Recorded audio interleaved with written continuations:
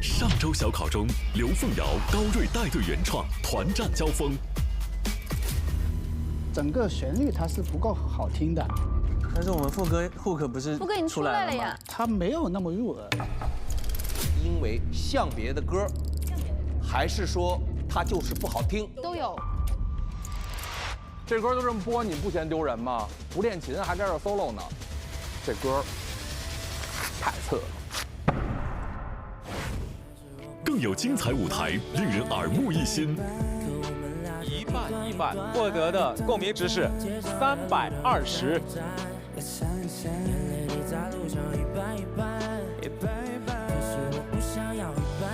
这首歌本身我给他打3000分，我们俩的合作300分，哥们儿。真的很喜欢 Top Berry 的声音，感觉到你的内在的用心跟真挚。丛林法则获得的共鸣值是314。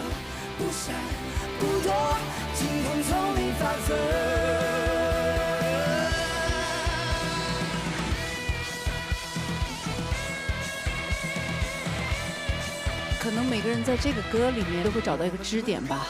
我觉得不管是强者弱者，都是跟自己在比较。谁说高级的东西火不了？我感觉我快要被维维姐和小白你们吃掉了。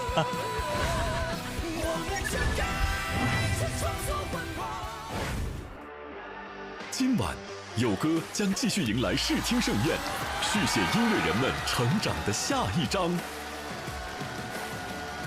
欢迎大家收看浙江卫视大型音乐竞演节目《有歌》第2季。特别感谢东阳光耀在这一季的温暖同行，为每个平凡日子注入不平凡的旋律。为健康做好药，东阳光耀和有歌一起为健康护航，让万物有歌。那接下来马上开始今晚的正式比拼，有请卓海豚、周笔畅。比比老师是一个很 nice 的感觉，很温暖的一个人，就他不会有太多锐利的光芒，他反而是很温暖的靠近我们，并且包裹住我们俩。他也是想要帮我们做得更好。觉得我怎么样去把自己表现好，然后能够让这首歌更加的如虎添翼吧。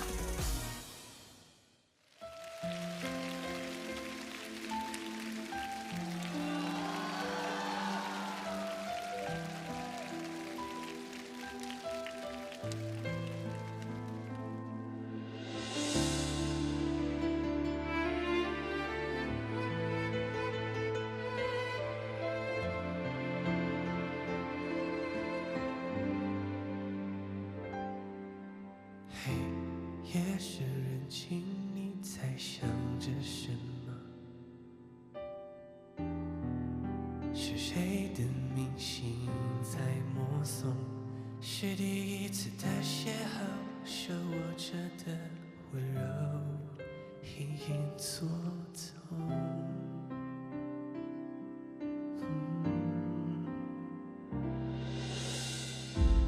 路灯街口，你在躲着什么？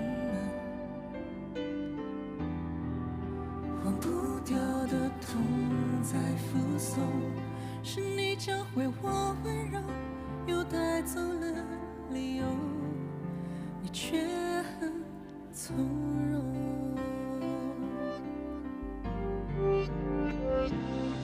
最后你还是走了，不怪你是我把你弄丢，像狂箭一般，你动作轻缓，怕吵醒装睡的我。可最后你还是走了，关上门之后，心也坠落，所有的承诺都败给沉默，可能是我懦弱。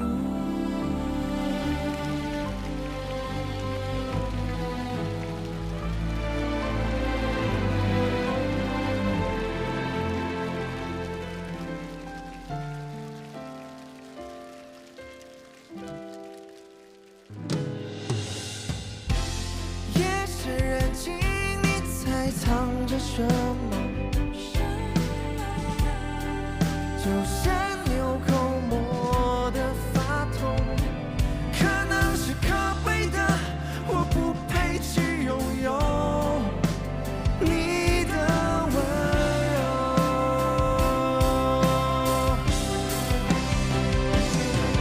最后你还是走了，不怪你是我把你弄丢。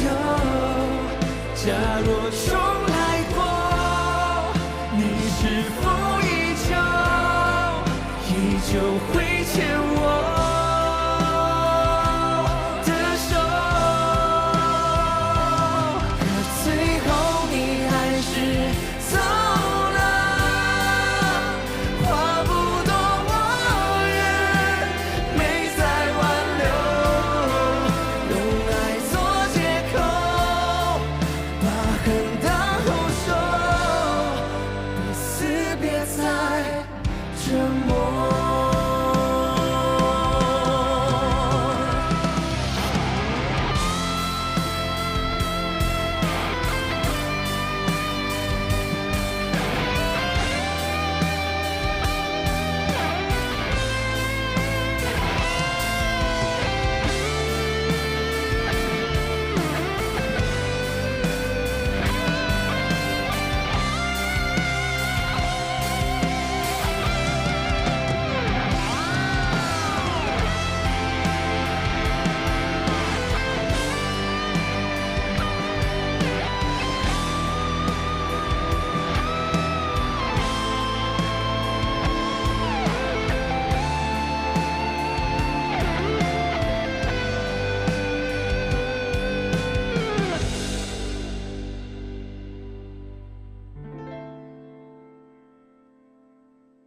夜深人静，你在想着什么？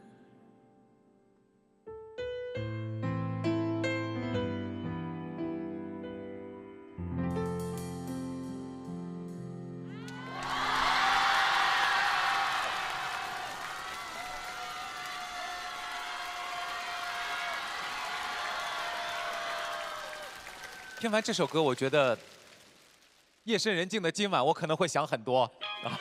如果你喜欢这首歌的话，按下1号键，选择开始。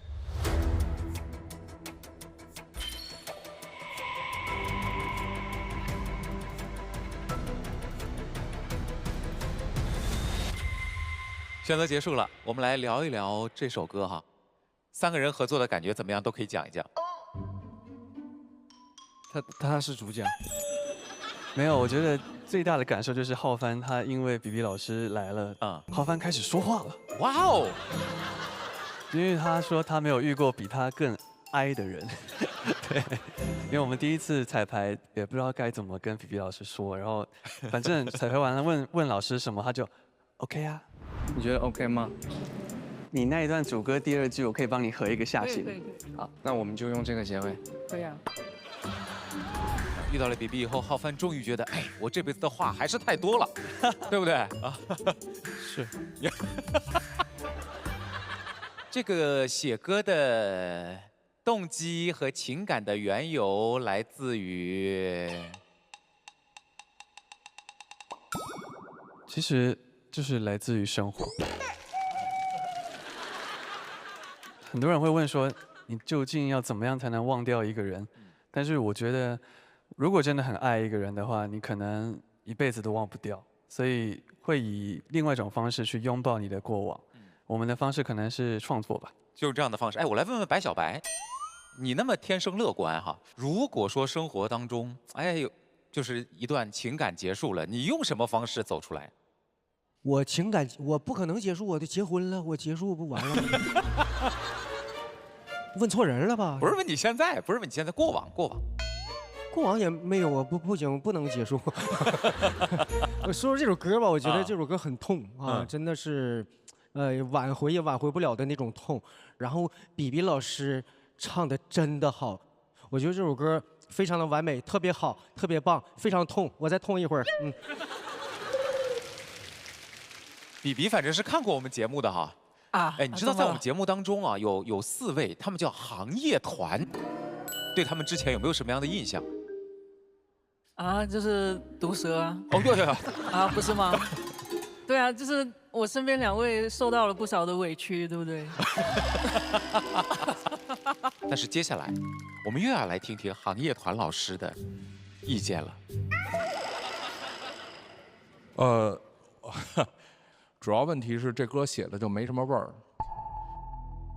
对于一个情歌，它想流行下去，任何一首情歌一定有一个特别漂亮的文本的抓手，一定是要有很强文学性的一句话。但是这里边的每一句话其实都是，我觉得都太普通了。这个文本的东西，我觉得可以参考一下上一期你们那个鱼刺。你那个鱼刺里面的那个攻击性和那个疼痛感，那是很直接的东西。这首歌其实讲的并不是真正撕心裂肺的那种分手的一个人在房间里大吼大叫的那种痛，它的更痛的点其实是，当你觉得你可能你的伤口已经好了，但是你突然看见某一件他为你买的衣服，当下你会觉得你的心又被撕碎了，就这种痛，就你没有任何情绪展露出来，但是你的心已经碎掉了，所以想写的是这种感觉，就没有这么你说的这么直接了。但这首歌在我看起来是一个没什么味儿的歌，啊，不信的话我们可以以后数据见。我天哪，天哪！我们这首歌的旋律很优美，而且这个3人组合非常的这个完整到3人行必有哭泣的 guitar。觉得是在雨中哭泣的吉他。这首歌真的很棒啊！因为其实我一直在跟卓海豚说，你们到底什么时候写一个我们可以合作的歌？对，但是写到现在还是没有交出来。不过，但是我真的要非常恭喜你们，因为这个歌真的是非常非常好听的一首情歌。你们今天的表演让我想到一个非常经典的乐队叫 Air Supply， 真的也希望像 Air Supply 一样留下很多很多经典的好歌。谢谢这位。我们来看看这首歌，获得了多少位现场朋友的支持？这首歌曲最后获得的共鸣值是304。哇！满分300哈，再送4票，谢谢。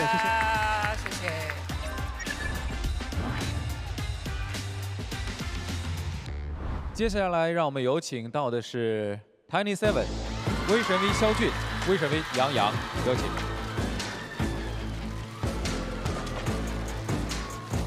啊，你歌真太好听了，真的还好吧，一般吧。这首歌真的很朗朗上口。让情歌在里面转，这世界因为你变温暖，不停下零距离的。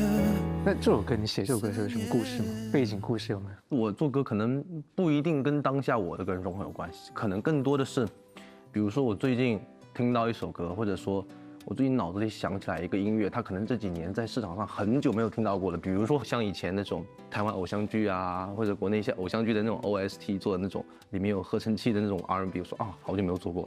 对，这首歌真的，其实我们第一次听的时候，我们也说就是很有以前那种台偶的感觉。是啊，对，当然你们很符合偶像剧男主的这个形象啊。哎，开心嘛，就偷着乐吧，你们就偷着乐吧。刚刚不知道怎么去恭维，但是好像又不是错的。就是你不能说是的，你们可以这么说啊，你们这么说是没有人会说你们。哦，是的，没错，你们应该这么说。我们要做一个舞台的话，是不是要做点不一样的东西呢？其实我这首歌是做过很多版本，很多版本。对，这次我们可以搞一个吉他版音，哇，吉他版音好，因为我们现在改编的是比在原初基础上要慢一点点，但是放慢了之后，就相当于所有的节奏也变慢了。然后在最后一段副歌就是当你不明白，然后我加一个啊，我先加一个这个啊，会给一点很空灵的感觉。他是个很创新的、很新颖的一个人。我是真的是很明显的感觉到他在旋律上啊，或者在那个律动上，他是有花很多心思去做出跟别人不一样的东西。就这次也是我首次在综艺演唱这首歌，我希望给大家来一点和平常不一样的《零距离思念》。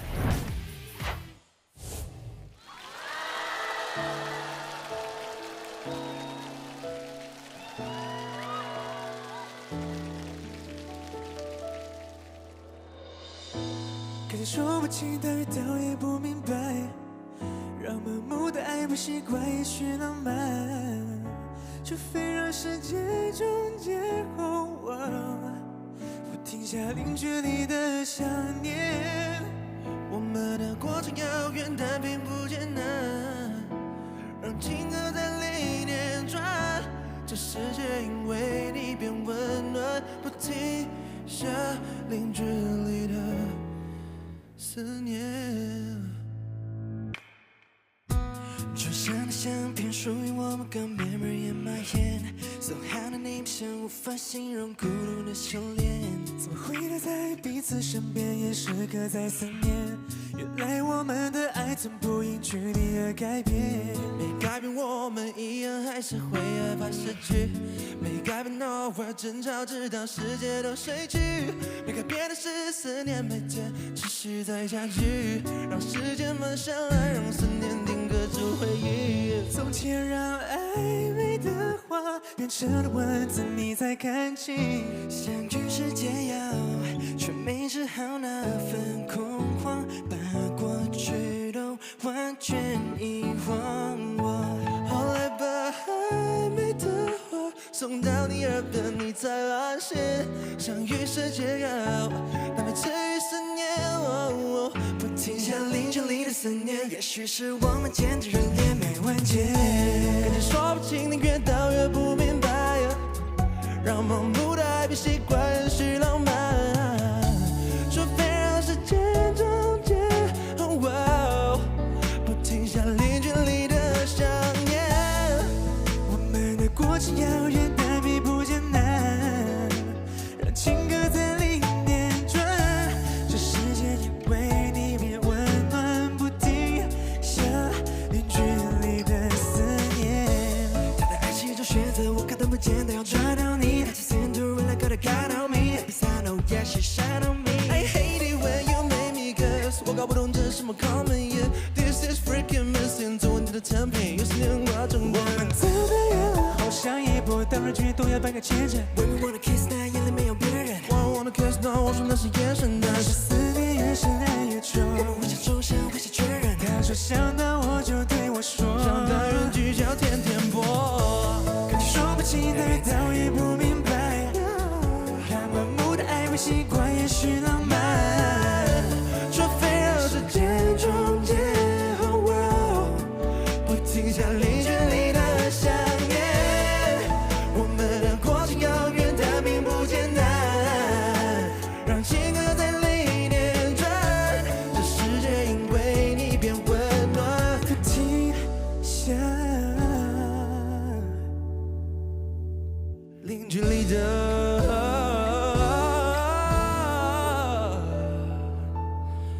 思念。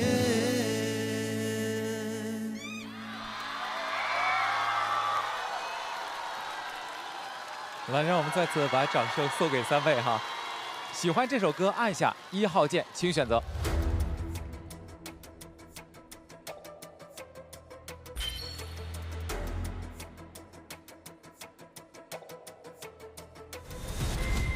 选择结束，肖军和杨洋啊，都是头一回来有歌啊，感觉怎么样？我们拿到这首歌的时候，一开始压力也是特别大的。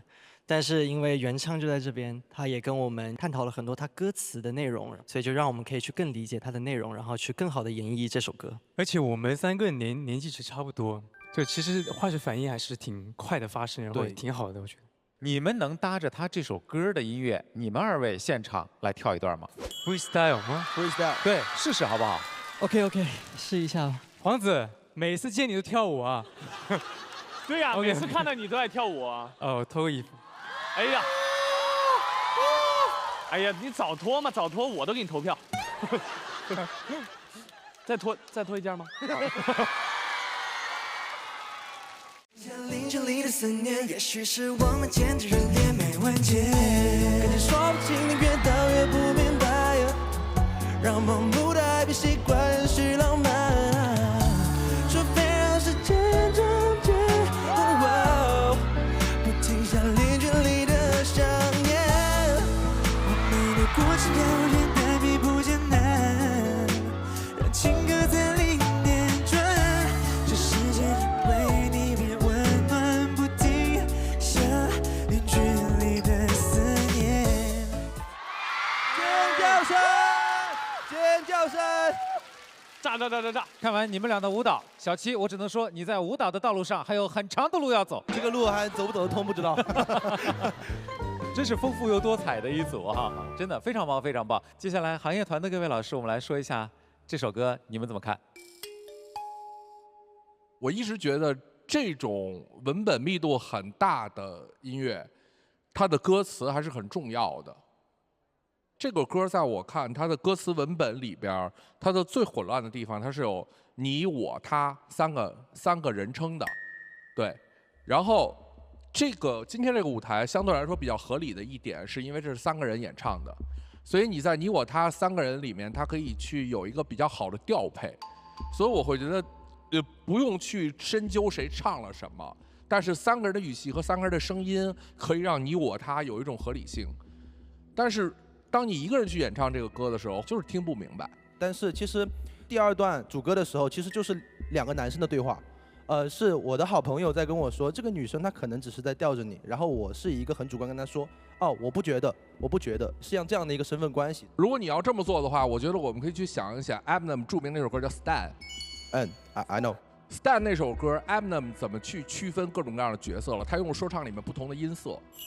所以我们耳朵一听就知道他在描述 Stan， 然后他在唱他自己，这是直接可以从听判断出来了。因为说唱有一个问题，它词的密度特别高，速度特别快，我要去做这个反应，只要我思考了，只要我进去了，我一看这歌里有逻辑问题，那就出问题了。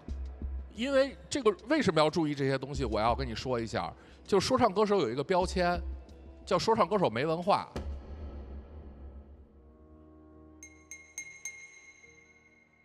你可以不认，但是很多人就是这么说的，就是说这人不读书，干嘛去了？干说唱去了。你不是没文化，但是千万别因为这一点点小的东西让人觉得你没文化，这叫无妄之灾。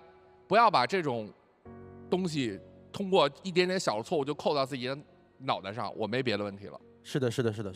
我觉得我们今天讲的都讲得通，包括之前的这些，我觉得都讲得通。对，我们4个人全投票了。好，谢谢。接下来我们来了解一下这首歌获得了现场多少的共鸣值。这首歌曲获得的共鸣值是290共鸣值。OK， 谢谢大家。谢谢大家。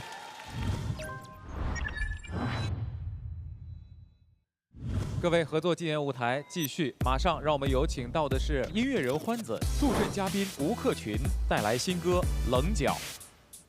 跟欢子合作的《棱角》啊，太适合在这里面唱了，所以多写了一段词在里面。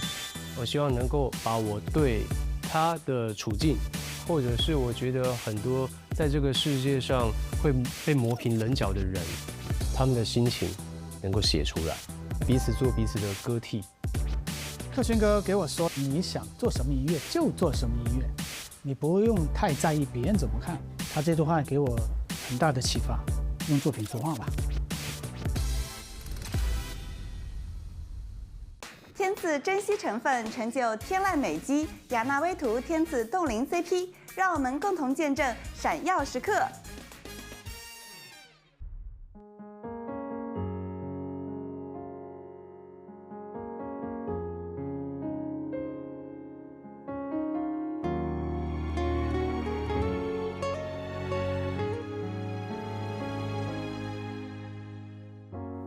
以前我总被你说不细心，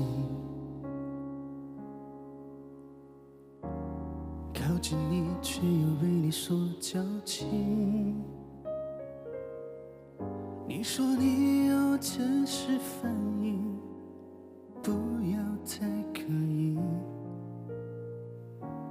对不起，放弃。这半生都在学别人情史，多讽刺，练不会讨好样子。明知不该沿着刀子，刻不出尖酸，才叫做懂事。我为你唱好不算太好的脾气，想着以后可以为你挡风遮雨，你反而觉得不开心。我该有点棱角，免得被你嘲笑，主次都一颠倒，对你好你反而说无聊。其实我有棱角，为你我收起了心高气傲，你却认为我一味讨好，多么可笑。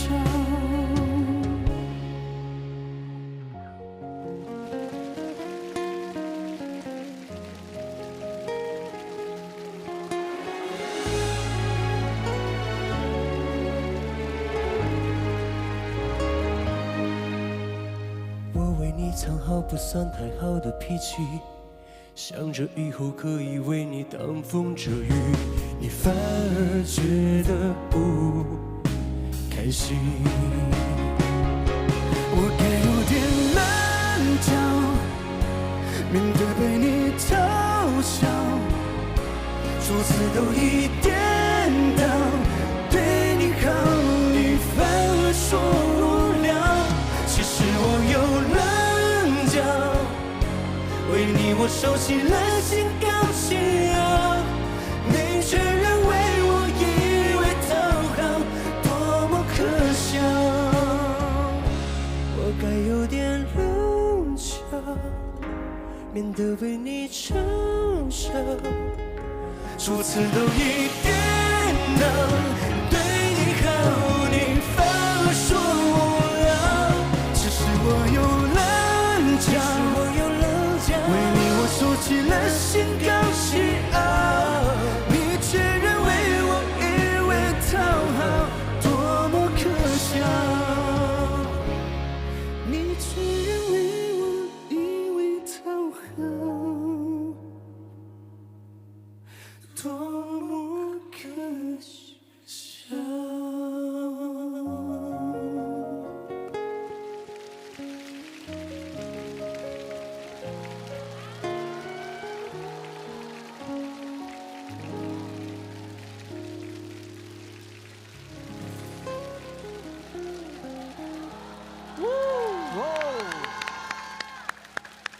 喜欢这首歌的话，记住按下1号键，选择开始。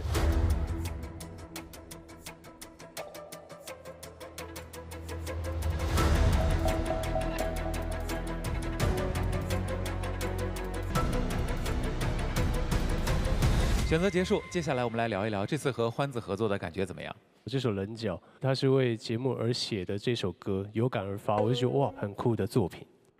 我给大家听一下我的 demo。可以。那我这首歌叫做《棱角》，就是说到第4、第5期了嘛，之前受尽了委屈，受尽了委屈。写了一首对反抗之歌，对是吗？柯俊哥，其实这首歌是写给梁老师的。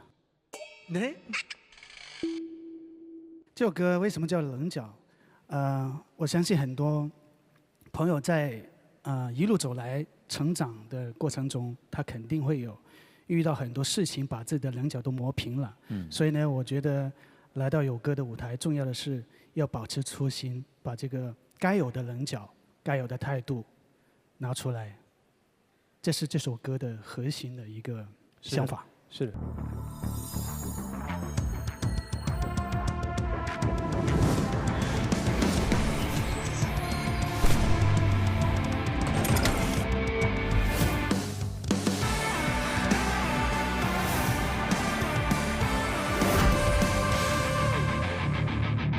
我对磨平棱角这个超级熟悉的，因为我跟几个成员过日子过了7、8年了，很多棱角被磨平了，所以我觉得我现在特别会过日子，就是钝感力啊，就是我们不要斤斤计较，有时候东西过得模糊一点，这样会比较其乐融融的相处下去。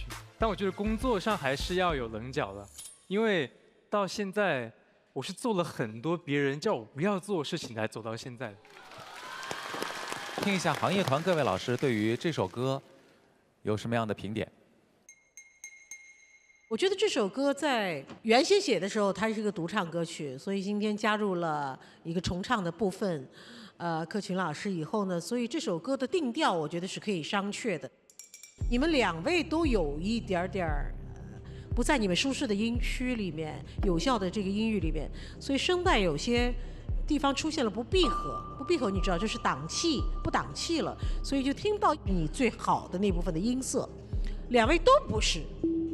没错，其实欢子是配合我的，是相互迁就，相互迁就，最后没成就。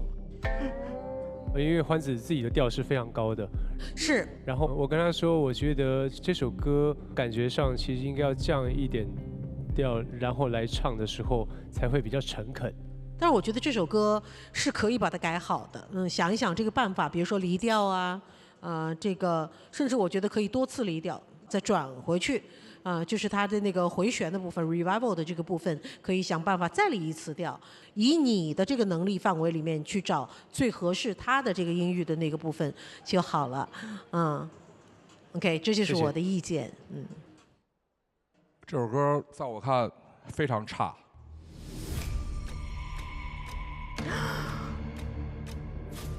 怎么讲？非常差是一个非常严厉的点评了。我觉得这首歌在写棱角。这个角度很好，没有问题。但是如果让我去看这个歌词的话，这个棱角就让我觉得有点直男癌。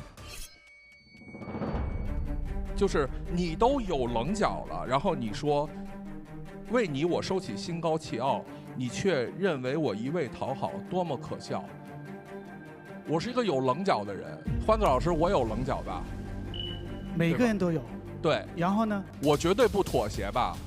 不是，妥协是一种心甘情愿的好，我接着说。妥协你能理解吗？我接着说，心甘情愿我不抱怨吧。我绝对不会觉得我在讨好谁，我也绝对不会觉得我有棱角这件事儿牺牲了什么。我想从这个节目开播以来，我个人承担了最大的网暴。对，但是你问我抱怨吗？我有这些所谓的委屈吗？我告诉你，我一点儿没有。我觉得这就是音乐评论应该承担的东西。有棱角是要有勇气的。一个有棱角的人磨磨唧唧的干嘛呢？有啥棱角啊？这不就是没有棱角的人觉得自己做了一点牺牲，觉得自己好委屈啊！你看我都为你牺牲了这么多了，你怎么不理解我呀？一个有棱角的人需要别人理解吗？这个歌的创作的利益，在我看就是有问题的。它传达了一种特别拧巴的、没有力量的东西，然后2个男生唱出了一种特别小气的抱怨。你这话有问题，梁老师。没事。歌曲的表达，是不是每个人的表达的内心它是不一样的？从第一个舞台到现在这个舞台，你基本上没有很肯定的一个作品，真的没有，梁老师。是没肯定过你的作品，还是我没有肯定过其他作品？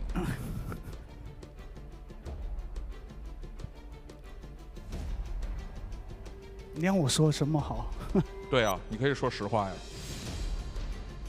就是你可以说，哎，你这个歌，对吧？哎，你差点意思，就像白影子老师会说的，哎，你这个差点意思，怎么可以改嘛？对吧？你不能说你这个东西很差，这个歌也差，那个歌也差，你的技术有问题，你的风格也有问题。可这就是现实啊，在我看。我要请小白上来说。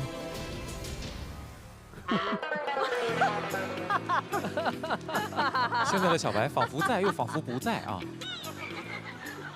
梁老师，我觉得你很有棱角，但是呢，我觉得棱角其实不是拿来只是伤害人的。其实我看了你们很多次的交锋，觉得这个交锋其实常常都在各说各话。我觉得最重要的是你们两个常常交锋的时候，根本没有想要听对方，因为今天很明显你是带着气来的，因为你被网爆了。但是我想要说的是，对我来讲，乐评人其实不是一个锤子，因为如果把自己当成一个锤子，哪里都是钉子。其实不是只是找他的缺点，然后你需要定。我觉得乐评人应该在这个音乐产业里面更像一个向导、导游，你带我们去领略不同的世界。因为这边有那么多好的音乐人，每个人做的音乐是不同的，所以你告诉我们可以往哪里走，然后告诉欢子可以往哪里走。K 哥，你说的没错，乐评人确实是应该做一个好的导游，这确实是乐评人的工作之一。但是当一个锤子也是乐评人的工作。在华语乐坛，我觉得不缺乏能够带着人进入音乐世界的好的向导的乐评人，但是在华语乐坛可能缺锤子，因为锤子不好当。而且 K 哥，其实我要跟你说，我不是带着气来的，这个东西我已经习惯，甚至我知道怎么处理，我可以冷静地面对这些东西。但实际上，我们想回到这个歌，就是棱角。我总觉得一个真正有棱角的人，他不应该被磨平。是这样的，是这样。中间有第二段的主歌的时候，你可以看一下，就是说这半生都在学习被人轻视，但是呢，练习不好那种讨好的样子。如果我咳不出这种尖酸，那么不好意思，也许我这不叫懂事。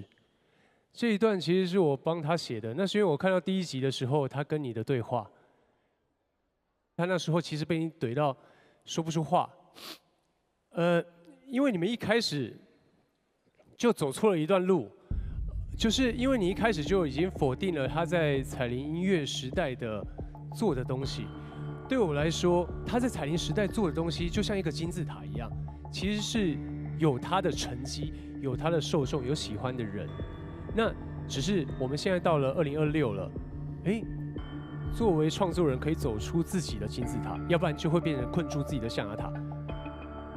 可是那时候，因为你一攻击他之后，他就缩起来了，就觉得好像你否定了我所有的好。我觉得是因为这样，所以之后都在各说各话。天哥是这样的，在这个舞台上，欢子老师，在我看，欢子你从来没有真的听进去过我们关于你音乐可能有时代性脱节的问题。就包括今天这首《棱角》，在我看是同样的问题。不是，现在咱们有歌第2季已经到多少天了？这么久了，今天又拿出我们的棱角，你又说一出来就说他太差了，那怎么弄嘛？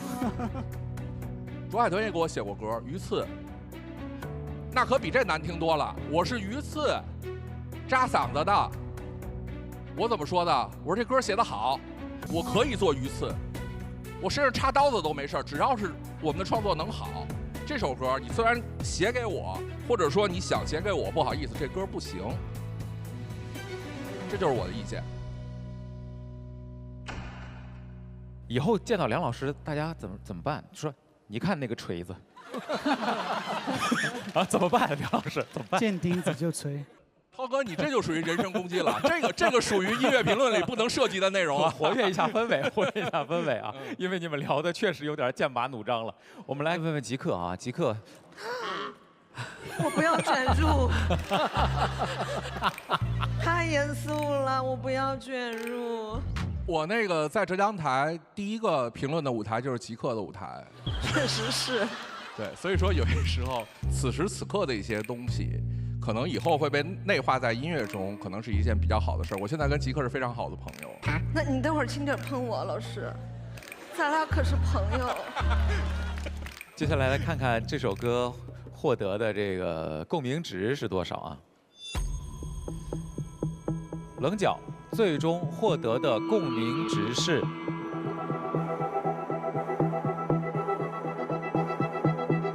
202。我们把掌声送给欢子，也送给吴克群。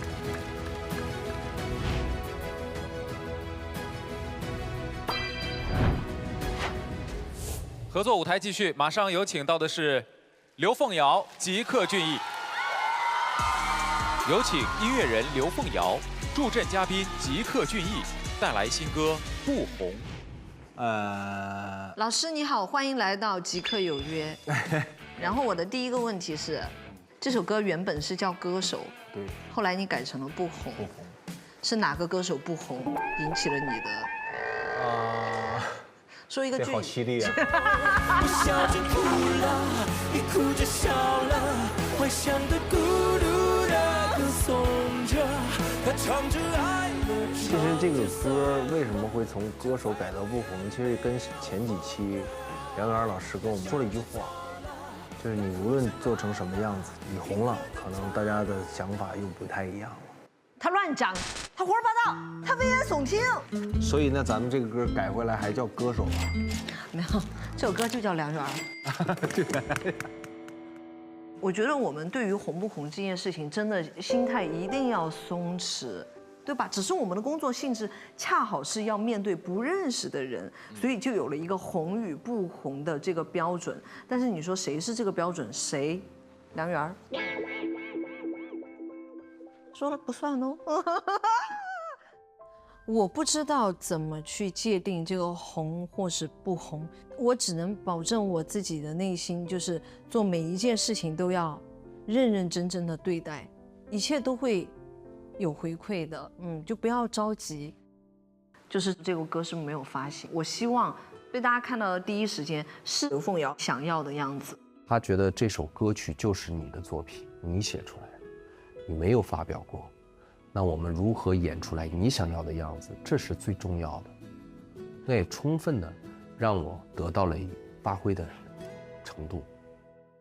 好歌正开场，好油护健康。金龙鱼1:1:1，全球销量第一，营养均衡就吃1:1:1，精彩马上登场。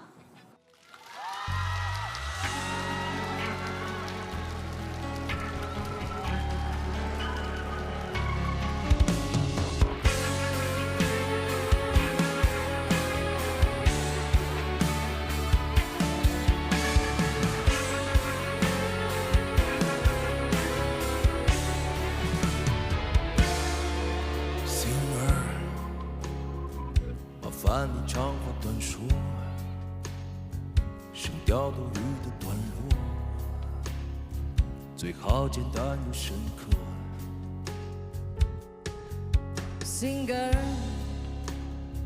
快来点鸡汤解渴，嘴巴能煽风点火，耳朵就将错就错。反面也是我，正面也是我，理性的感性的，小众没人懂，大众太不同，可谁叫你不红？我笑着哭了，你哭着笑了，幻想的孤独的歌颂着，他唱着爱了，唱着散了，唱再多也没有风过。他笑着走了，他哭着来了，平和的狂热的歌颂着，他唱的太多忘了感动，假装快乐不如大方的难过。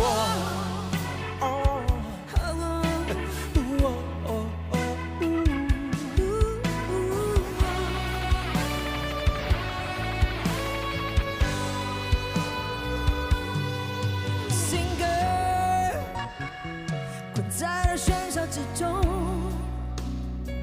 只有灵魂在享受，谁也没资格不受。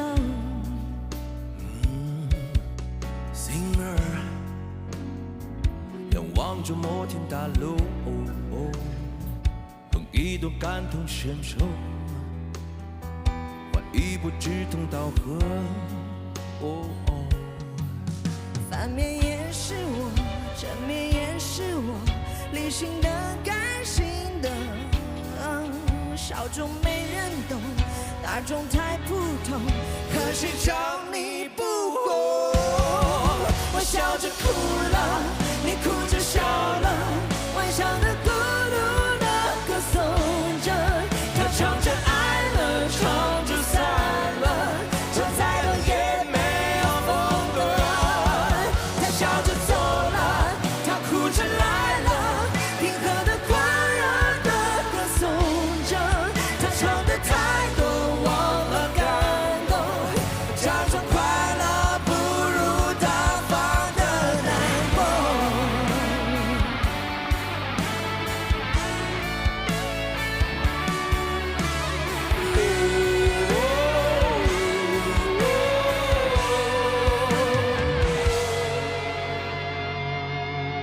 我笑着哭了，你哭着笑了，外向的、孤独的歌颂着，他唱着爱了，唱着散了，唱的都是自娱自乐。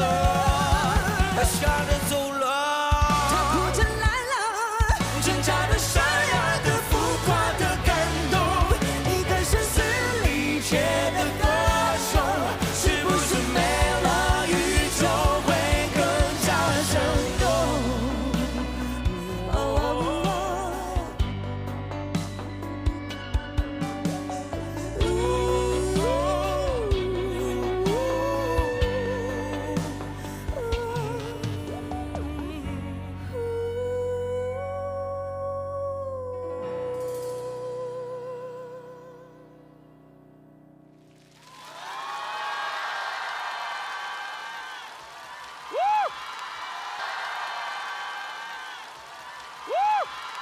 谢谢二位的演唱。喜欢这首歌的话，按下1号键，请选择。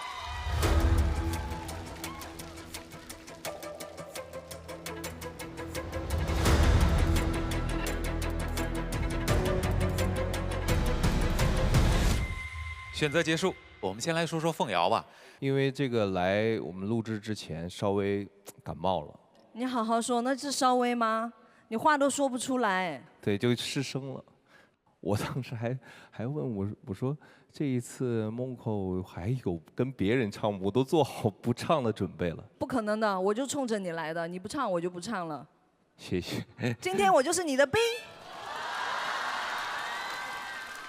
其实特别忐忑，然后我收到了梦扣一个信息，他说人是人，他不是机器，我们要理解他。那句话我听了之后，我看了之后特别的感动，当然压力也小了一半，所以嗓音感觉也回来了一些。啊，就真的？真的，就有的时候我觉得语言的能量是非常强的，所以非常。哪里是语言能量，是我的能量，我的能量。非常强，非常强，谢谢。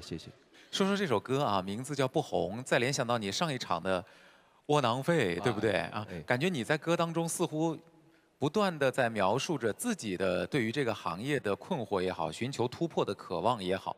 这3首歌名字不能串在一块儿，特别是反着读，好像不红的窝囊废哪儿凉快哪儿去，感觉对利益不太好。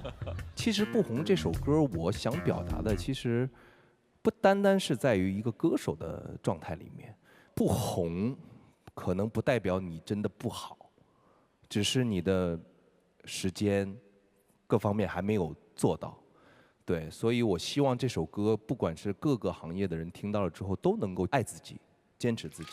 对，我们来问问大家对于这首歌的感知啊，比比说一下吧，这首歌。凤瑶，然后她那个声音一出来，想到一个 Cotton Jones 这个歌手，对，然后她声音也是沙哑的，我不知道是不是跟你那个就是生病有关，对，然后但是这个还蛮性感的这个声音，对，这首歌然后也会让我觉得有点像那种流浪诗人的感觉，对，嗯。那我呢？夸夸我。啊？没有你要需要夸吗？要。好听的话每天都要听。啊，你是诗人旁边的妖精。喜欢哎。对，给他实现梦想的机会，好不好？好，我阿拉丁神灯吗？对对。不要，我今天是金角大王。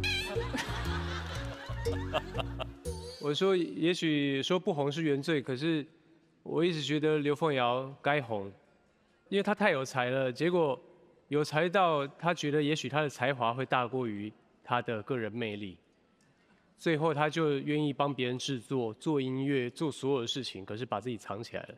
我跟你合作过，然后听你做的所有音乐，你是比很多音乐人有 grooving 的。有那个骚气，其实是很骚的啊，很骚啊。对，骚气就是你的音乐很骚，可是你的人被束缚住了，因为觉得自己好像不够红，我不能那么肆无忌惮。但是不红是跟谁比？对，如果要一层一层比上去，每一个人都不红的，对，那是比的问题。你们俩原来是一个公司的吧？对不对？对，克群哥和凤瑶，还有另外2位，当年是公司里的4大才子。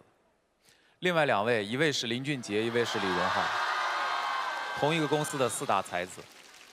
接下来就听听行业团各位老师。好，完了，因为我没投。极客，我觉得这首歌呢，你的这个部分的这个调性不大适合你。这个歌所表现出来的对于一个 singer 不红的那种散淡、自嘲、无畏、自洽，一点都不适合你的调性来表达。刘凤瑶可以是不红，我不红就不红了。你作为一个表演者，你所展现出来的你的特质是，我不红不行。我觉得你也可以换一种方式，以你自己对于不红的理解。极客，你真的觉得不红是可以的吗？对你来说，老师，不瞒你说，我真心真意的说，我没有在意过这件事情。这是我的工作，但是红和不红不是我的工作。影子老师，不是每一个歌手上台，他都能以一个角色的方式去理解舞台的。所以他表达的是真实，是吧？对，他唱的就是他的感受。然后我接过您的话说2句吧。我首先投票了，但是我觉得凤瑶现在可能有一个问题，就是抱怨这件事儿到此为止了。不红是原罪，这话我说的。我感觉这个舞台上很多音乐人都在给我写歌。对，我想说的是，不红是原罪这件事儿，其实只是针对于你。不针对于每个人，因为你缺乏的是这个。对，白小白他不缺乏这个。我也知道在有歌这个舞台上，我们的很多话，因为你是个唱作人，它刺激到了你。但这些东西落实在歌曲上，它成为一小段时间的创作主题，我就是没有问题的。不能成为你长时间的一个主题，它就应该到此为止了。对，其实也没有说刻意行为说一定要把一个类似于很 emo 的这种状态永远放在歌曲里面作为这个创作的一个主题。我自己有一个亲身经历，我有一首歌数据还不错，我在这个歌曲没有发行之前找了10家唱片公司的老板，我希望可能得到一些合作或者支持，我给他们听，他说可以，我可以支持你，但是这歌没戏的，凤瑶，你好好玩。发行了1年之后，这个歌曲果然没有效果。第2年，他突然间数据上来了，其中有3位老板给我发信息、打电话说，这歌是我听过呀，之前。我说对啊，我当时就觉得这歌能红。我觉得这个歌写得太好了，这首歌想表达的意境不是说我自己，而是说每一个人都要坚信自己做的东西。对。不红是不是原罪？这个先抛开一边，我觉得坚持自己才是关键。我再为凤瑶说2句。我觉得在当下的音乐人可能有3种，一种我觉得就像欢子老师这样，昨天的流行音乐，大家听到了大部分的音乐人他们在做的叫今天的流行音乐。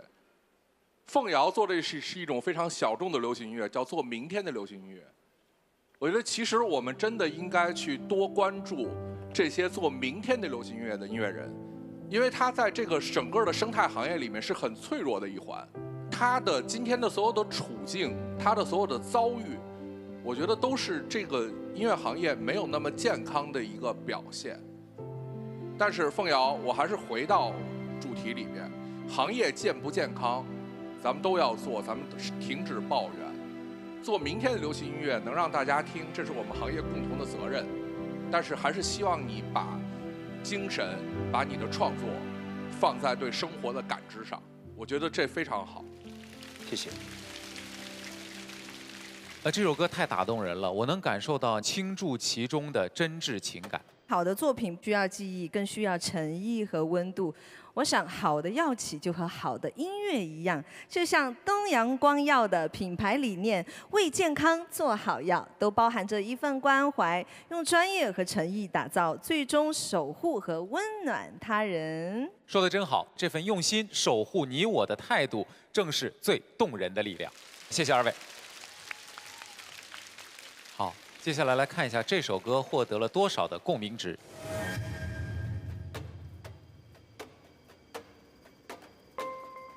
这首歌曲获得的共鸣值是247。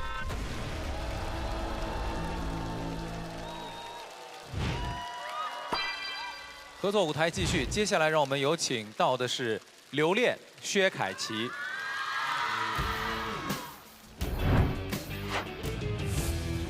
许愿，薛凯琪，薛凯琪，薛凯琪，薛凯琪，薛凯琪。是开始了，对吧？那不然我在干嘛呢？我在排练吗？我来了。我们真的好生硬啊！生硬。我跟你说，但你这个兔子耳朵还挺可爱的，捏一捏。你说啥？哦，熊耳朵。哎呀，人生是充满着希望的，就是你相信，它就会来。所以你相信我会来，我就来了。哦，那我以后我每次什么需要你的时候，我都念你，你就能到吗？也不一定，也不一定。来，听说你有一首新歌。对呀。看着窗外的黎明，渐渐稀薄的空气。My sweet， 马车才来。其实当时我给了几个作品给凯琪，然后他听下来之后，他觉得这首歌他最有感触，然后他觉得最好听是这首歌。如果他对于这首歌有感觉，那是最好的，这样我们才能把一首歌曲好好的，就是带有感情的去一起呈现出来。他很少写这首歌的，也是他第一次尝试着写这个这个氛围感的歌曲。这首歌你猜为什么叫别醒？别醒啊！我看歌词里写的都是美好的东西。那有可能我猜测，是不是这些美好的东西是假象，还是？哇，你阅读理解是不是100分？你语文是不是很好？这首歌表达画面就是一个在战争当中两个人分开了，但是想象当中还是停留在了那种像梦中一般很美好的，大家还在田园中过着安稳的日子的这样的生活，这一切多么美好啊！所以宝贝，千万不要醒，不要醒过来。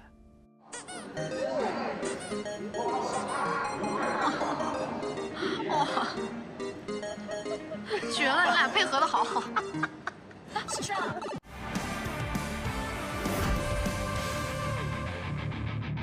为健康护航，让万物有歌，有歌携手国民品牌东阳光药，珍藏每一段心声。让我们有请薛凯琪老师为我们抽取本期话题，并送出我们的健康寄语。我最近呢，就是忙着办年货，但是呢，同时我也希望健康可以围绕着你们家人的身边，温暖随歌声共赴团圆。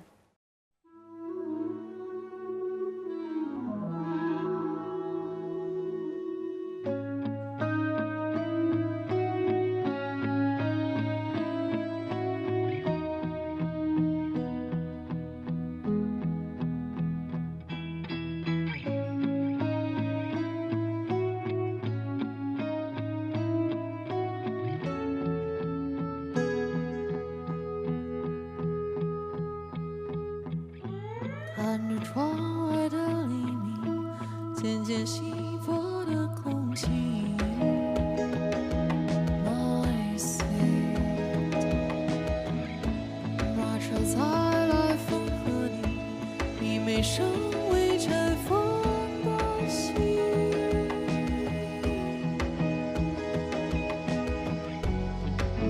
我奔向你，过什么地，金黄的河，心把千叶抚平。哦，多美丽，宝贝别急。我爱着藏不到的天，漏不掉的岁月。我爱拍不掉的心，碎不掉的爱情。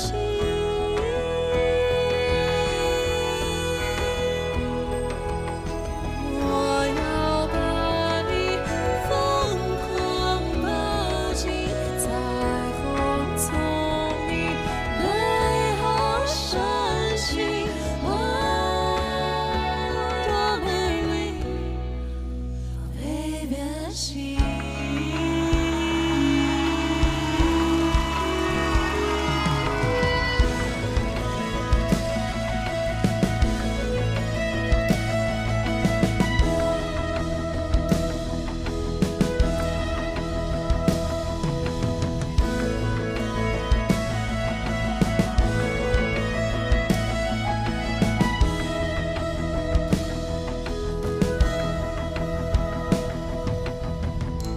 看着窗外的大雨，渐渐散开的乌云。My sweet， 阵阵起伏的麦地，两臂围出一片和平。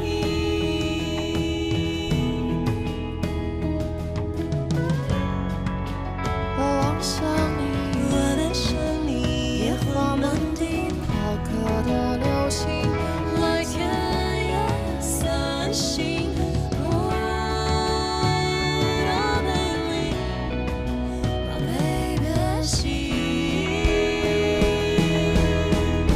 我爱着藏不到的天，拉不掉的岁月。我爱坏不掉的心，碎不掉的爱情。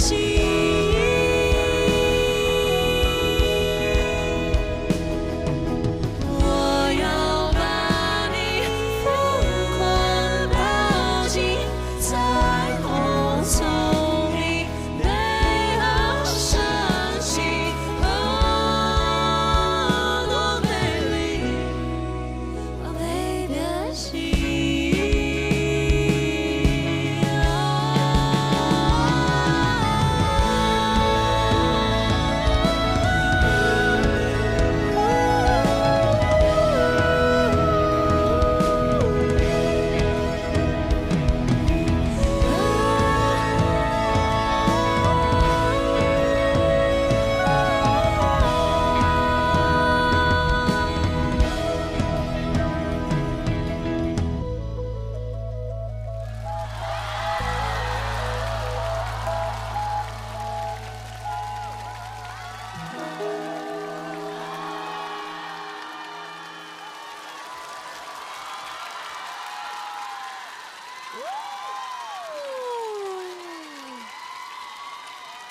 歌名叫《别醒》，但是现在各位醒一醒，我们要开始做出你们的选择了。喜欢就按下1号键，选择开始。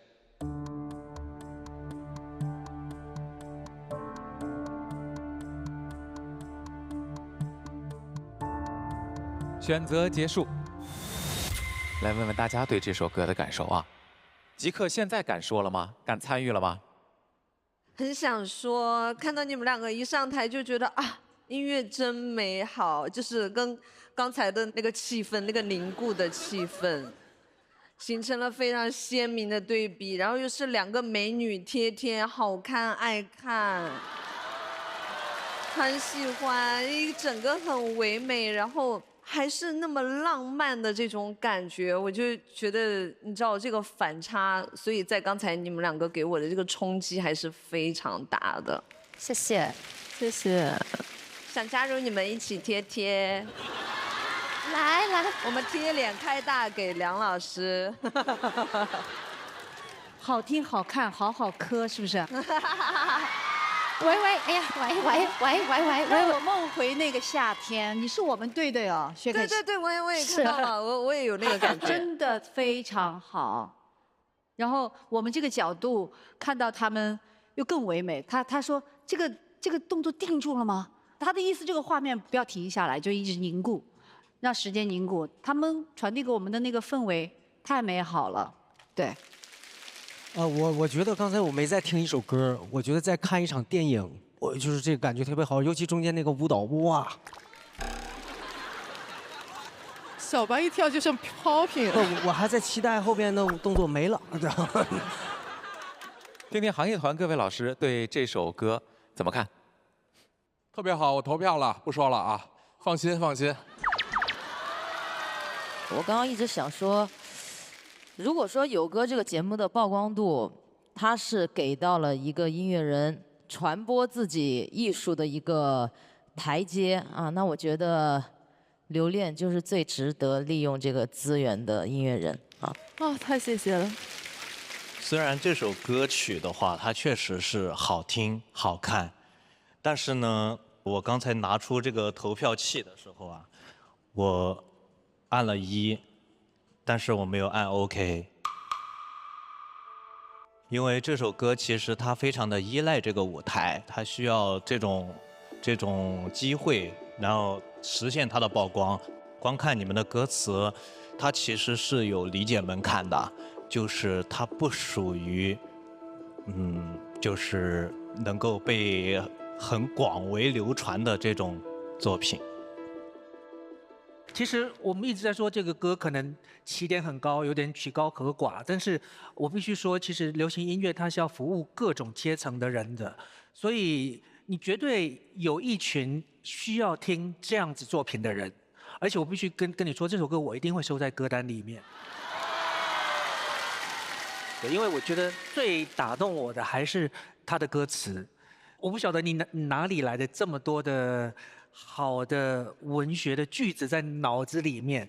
如果你要再让我给你什么建议的话，就是你就跟着你的文字走。其实我觉得你根本不用考虑到太多的所谓的市场、所谓的旋律、所谓的这些外在的东西。我觉得你的文字的那个硬核绝对够，绝对撑得起你的所有的音乐。所以我非常期待再看到你再听到你其他的作品。哲哥什么时候需要一首歌词，我帮您写。我有那个给你灵感的感觉吗？有啊，当然有。好，我要。我们来看看这首歌获得多少共鸣值。这首歌最终获得的共鸣值是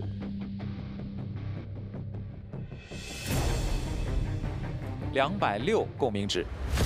再次把掌声送给刘恋，送给凯琪。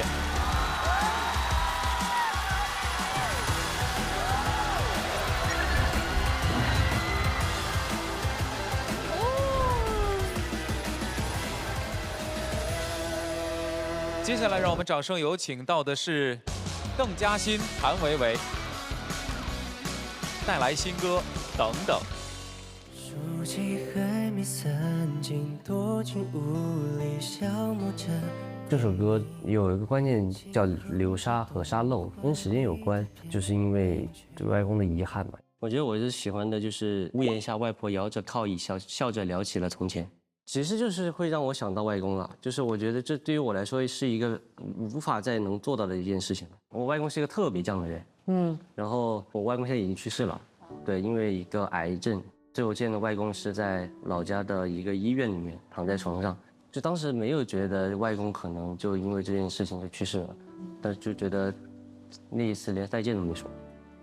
其实这一句也是我蛮有感受的，就是音乐带给你的，可能初次听的时候，它的画面感跟跟现在我们聊完之后给我的感受是完全不一样的。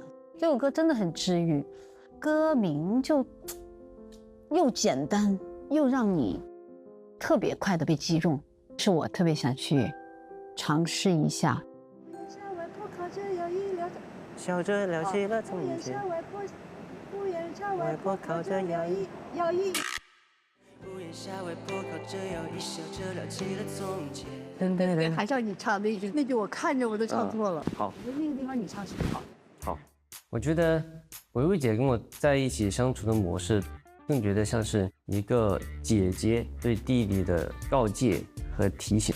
就是能让我更加自信地放下所有的紧张，让我只是在演唱的时候把整个心思放在歌曲里面。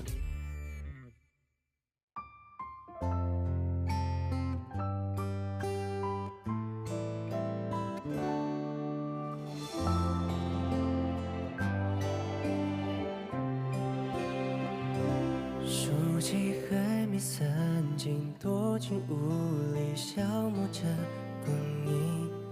轻哼着动画里的片尾曲，课文中的道理，声色无趣，未曾有留意，只觉得长大还遥遥无期。当天边的星河漫过了云端，等月亮说晚安，也不再孤单。当天光穿过云，翻过每座山，当花开的浪漫，就前往下一站。有一阵风吹过麦田，在这天边的志愿，屋檐下外婆靠着摇椅，笑着聊起了从前。怎么遗忘就是纪念？曾经如果也好傻，干嘛要盼着长大？想问心里的人啊，有时候会孤单吗？原谅我，不太善于表达。当天边的星河漫过了云端，当月亮说晚安，我也不再孤单。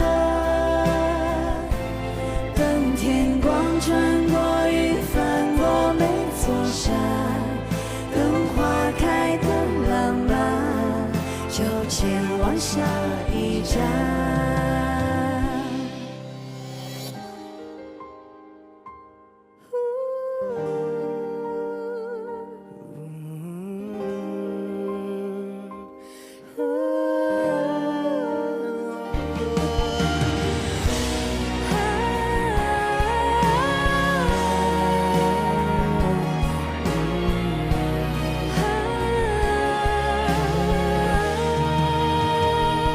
书籍还未散尽，多情无力消磨着光阴，轻哼着动画里的片尾曲。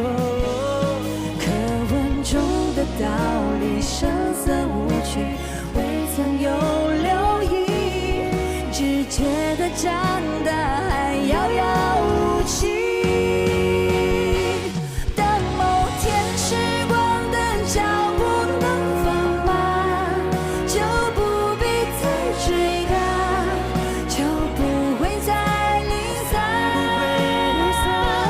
当游子漂泊的船终于靠岸，等到步履蹒跚，等来一刻圆满。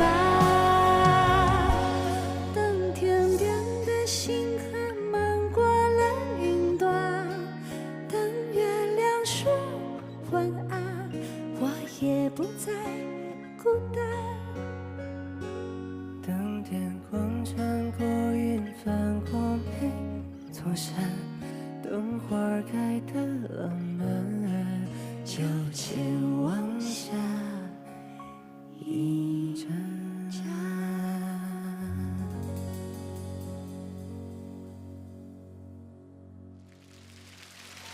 谢谢。如果觉得好听，如果觉得好棒，记得按下1号键选择开始。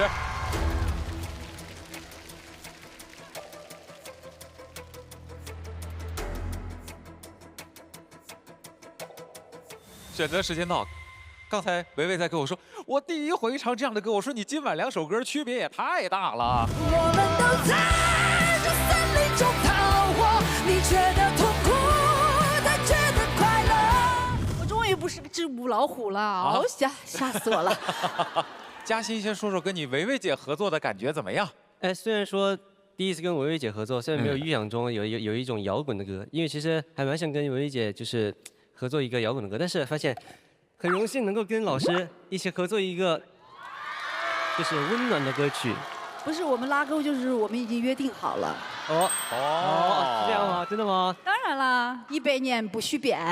哎，再问问你，和维维姐合作，以及和哲哥合作，感觉有什么不一样？怎么说呢？跟哲哥合作是另外一种感觉。哲哥跟我唱歌就是一股山泉叮咚一下落进了你的心里，然后维维姐就是一个和煦的暖风把你包裹住的那种感觉。对，这个比喻非常好。哎呀，你真的是太棒了！因为我确实很少唱这样类型的歌，但是我其实在学习他的口吻。这样的歌曲它有它的语气感的，可能大家对我有一些固有的印象，但我也很喜欢这种温暖的歌曲，因为它很打动我。所以说很有意思的就是跟每一个人合作，你都能学习到很多东西。接下来我们来听听行业团的各位老师。让我先说啊，因为我没有投。首先我说一下，嘉欣你在这首歌里面的 vocal 做得很好，谢老师。但是它居然是一首合唱的歌。然后维维老师一直以来给我的印象是，永远都在他自己的那首歌的部分里是无可替代的。但是我觉得在刚刚这首歌的载体里面，它是可以被替代的。我们只对这首作品本身来说，除了我们今天这么一个特殊的情况下必须做一个 duo 一个2重唱以外，这首歌实在是没有必要成为一个2重唱，它完全是属于一个19岁的歌手，所以在这一点上呢，维维所有的这个表达在里边就会显得很勉强。每一位表演者他所带有的这个自我和本我的这个特质，这个是无法被掩盖掉的。当这种特质在一个不太适合他的这么一个作品当中来的话，那最后呈现的这个效果就是觉得那个是累赘和多余的。其实也没有啦，因为这首歌 OK 的。没有，我是说，因为这首歌确实不在维维姐的调上，所以说，维维姐也是比较迁就我的。所以说他是个暖心弟弟，姐姐根本我是觉得没问题的，没问题的。我投了。好，我其实听到你投了，我心放下大半了，再放下7/8了，老师。这样的啊，就是蔡老师刚才提到了一个感觉，就是一个可替代性。我可以说的直接一点，就是维维老师在这个舞台的角色，他的演唱，从某种程度上来说，换一个歌手可能也能完成。那从这一点来讲，我觉得嘉欣，这是你要考虑的问题。你的表达能力限制了这首歌的想象范围。维维在试图给这个歌一个新的表达，然后你的表达在你的能力上限上。这是这个合作里面那些不和谐的东西，在我看。但是我为什么投了，我还是要说，首先表达很真诚，这是一个符合你这个年纪的作品，我觉得这没问题。但是未来的路还是要真的在思考歌词，或者说在做自己的事情的时候去想一想，像跟维维这样的歌唱家合作，就是你知道。当维维老师唱到他那句等月亮说晚安的时候，他那个节奏控制，他那个口气控制，我直接就惊了。等月亮说晚安，我也不再孤单。就是我没想到是一个这样的处理，就这些东西其实还是你在音乐里面缺乏的东西，你只是用你19岁的状态把它平铺直叙的唱下来了，它合理但是不精彩，好吧？好的。我觉得跟嘉欣在一起合作，其实会让我们想到我自己在19岁的时候，我应该要怎么唱歌。对，所以我觉得不管是我或者薇薇，我相信我们都绝对非常非常享受跟嘉欣一起合作的那个状态，因为真的让我们又回到了自己最纯真、最无忧无虑、最简单的那个音乐状态里头。所以其实我在这边也想跟嘉欣说的，就是说所有的这个老师的这些不管是批评或者指教，都是希望你更进步。但是呢，我觉得不要太着急，我觉得好好享受你现有的这个简单单纯，然后呢无忧无虑的时光，因为你的声音里面还有这个东西，这个其实是音乐里面最能够感动人的部分。谢谢哲哥，谢谢哲哥。接下来我们来了解一下这首歌最终获得的是多少的共鸣值。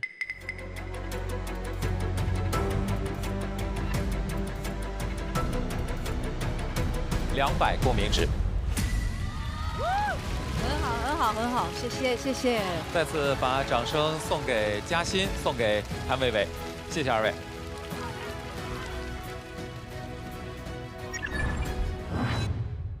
一起来期待下一个合作舞台。有请音乐人于东然助阵嘉宾黄子弘凡带来新歌《无伤之痛》。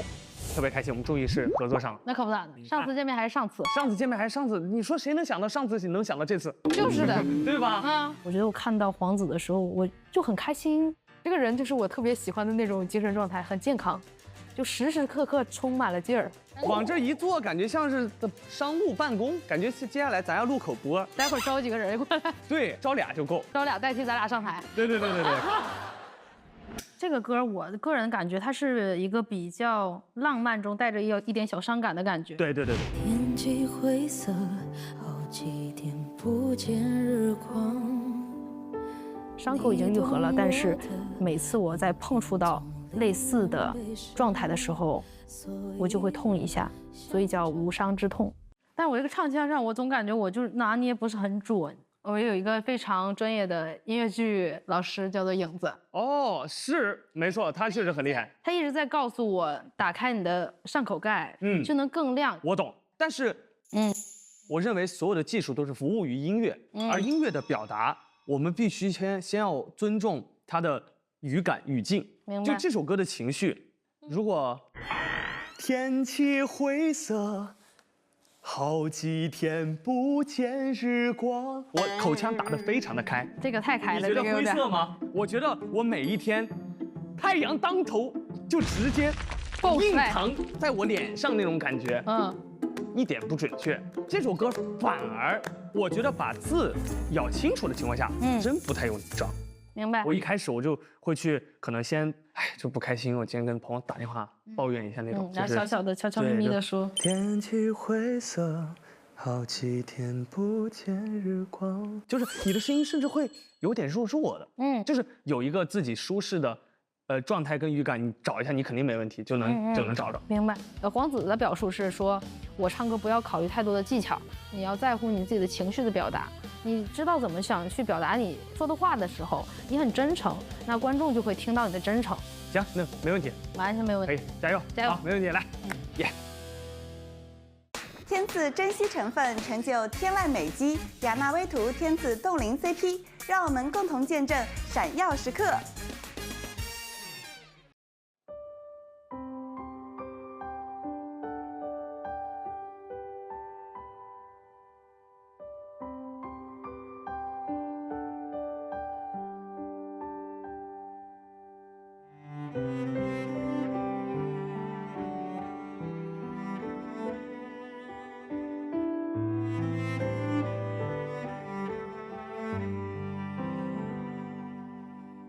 天气灰色，好几天不见日光。你懂我的，阴天总令人悲伤，所以想着像从前一样依赖你胸膛，但只是想着。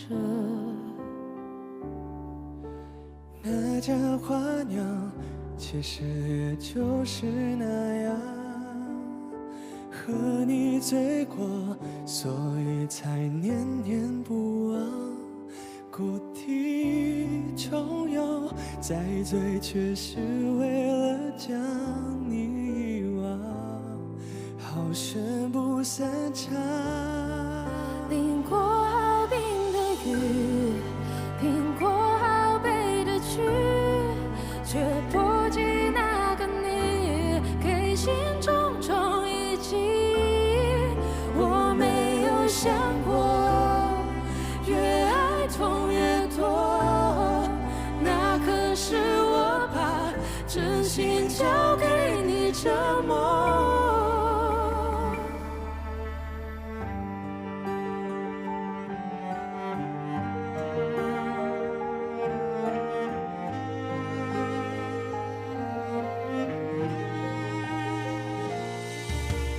吻和玫瑰，只有在爱时漂亮。只靠回忆，回忆就将人刺伤。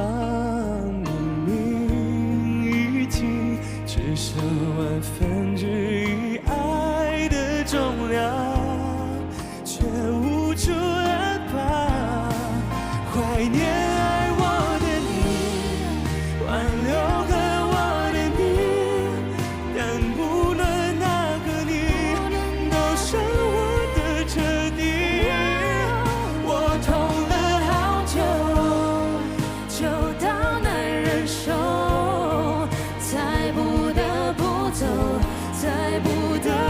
说放弃，淋过好冰的雨，听过好悲的曲，却不及那个你给心中种一击。我没有想过，越爱痛越多，那可是我把真心交给你折磨。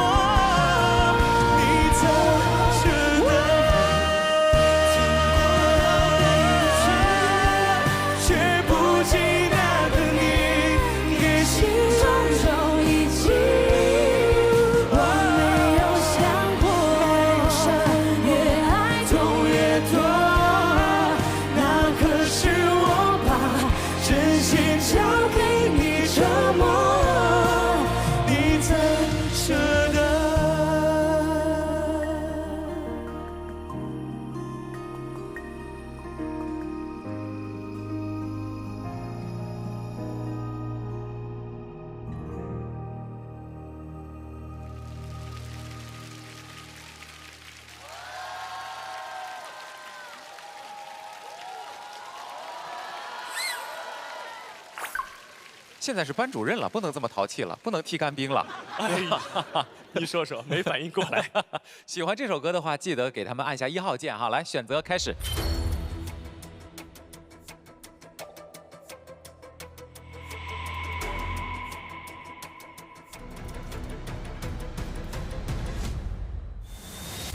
选择结束。东然说说合作的感觉怎么样？和这么一个古灵精怪的班主任嘛，你是说班主任？的班主任。哎，对哦。就是很开心，因为我特别喜欢的就是大家很认真对待唱歌这件事情。然后黄子也是这样，就是当天我们在排完练之后，我们遇到了一些问题，然后他会马上的给我反馈，就每一条给我发来的语音都是60秒。我跟你讲，这种最遭人烦了，动物全是60秒的那种。不是啊，是他语音只能发60秒啊，不是我爱发60秒。要不他就发1个小时给我了。没有，就是说可能我想说的更准确一点，所以说我就可能连哼哼带讲的意思，哎，一不小心一调他语音，他就60秒了。你说说这个没办法，没招啊，他不会打电话吗？哦，对哦。听听大家对这首歌的感觉怎么样？我第一次听黄子唱这种深情的歌曲，啊，非常棒，太好了，太好了。谢哥，谢哥。这个咱主要说东然，因为我俩属于是在这个节目一直在成长，我觉得东然进步很大很大，他唱的现在是游刃有余啊。但是给你个小建议，这个衣服好像不太适合你。怎么讲？不适合在哪里？不知道。没往坑里跳啊！衣衣服的问题是这样，我真不知道谁让你穿的这个衣服，真的。不是，其实昨天我准备了一个非常大的裙子，但是对这个没有，这个赖我，因为你让他穿的。不是没有，是因为他看到我就是穿的一个毛衣，然后我穿了一个非常大的一个礼服，对他会觉得可能有点。你这样肢体打开还好，一开始我一直跟哲哥说，他为什么身上挂了一个门帘儿？确实，这个说的没问题。从我这角度看，你是一个方块，是吗？这个你也得了解你自己，就我的体型的这个特长是什么？对，是不是摘掉一点东西？哦，这些其实好一点。我本来以为今天有时间，结果到了就上台了，就实在是没有时间调整。就是其实是这个临时换的。对，临时换的。我觉得你接下来的声乐训练应该要开始要练这个肌肉记忆，叫哼鸣。会哼鸣就会唱歌，会哼鸣就有高位置。这真的是一个声乐课题，黄子一定知道我在说什么。啥叫哼一个？就这啊，这可是找到一个好位置的办法。就这啊，这个位置非常神奇呀！你知道，它可以统一音色，并且又有很多的这个色彩。是的，这是你要去做的，你不会，东然你不会的，其实。我没投票。原因是，如果你要让我把这个舞台搞一个话题的话，我都想好了，叫黄子弘帆、于东然不搭。如果刘恋和薛凯琪叫非常搭的话，他们是可以磕 CP 的这种，你们两个就叫完全不搭。我觉得在舞台上是这样的，两个人唱情歌啊，要不搭可就太别扭了，所以我整场看的就很折磨。黄子这边可能问题不大，东然我其实主要说说你。我觉得有些时候唱歌啊，要试着去忘一些东西，因为你的音色本来就很强。在这种情况下，你就更要去雕琢，在你这个音色下如何去表达那些很悲伤的、很小的东西。尤其你边上是黄子，这个人在这方面他有一个情感表达的这种非常流氓的状况在，所以在这个搭子里，我感觉就是无伤之痛，就黄子很痛，你是无伤。然后我看了以后，就是你们俩不搭，就是这样的感觉。我觉得东然在有歌这个舞台，从第一期的选歌一直到现在，我发现他其实一直在改变自己。今天这个歌，我觉得如果是在第一期我认识的于东然，他是绝对不会唱这样的歌，对吧？对，而且这首歌它是偏 R&B 的处理，我之前也没有唱过这种的。但是我来到这儿就是想要告诉大家，我可以唱很多类型的东西，哪怕这个东西暂时我不是很擅长，但是我通过我的学习还有我的练习，我是可以做这样的一个事情的。对，因为真的可以从这个歌里面听到于东然的成长。我唯一要给东然的一个小建议就是说，你中低音的这个部分，其实它的音压是非常浑厚的。但是呢，你开始到了中高音以后，如果你不是用力的把声音唱出来的话，其实你声音会变得很薄。对。那所以我觉得这个部分，如果你要再继续唱这种非常层次非常多的情歌的时候，这个部分你可能要训练，就是除了在大声的唱副歌之外，怎么收着声音唱，然后但是呢，又让大家听得到你的声音。谢谢这个。谢谢哲哥，谢谢哲哥。这首歌获得的共鸣值是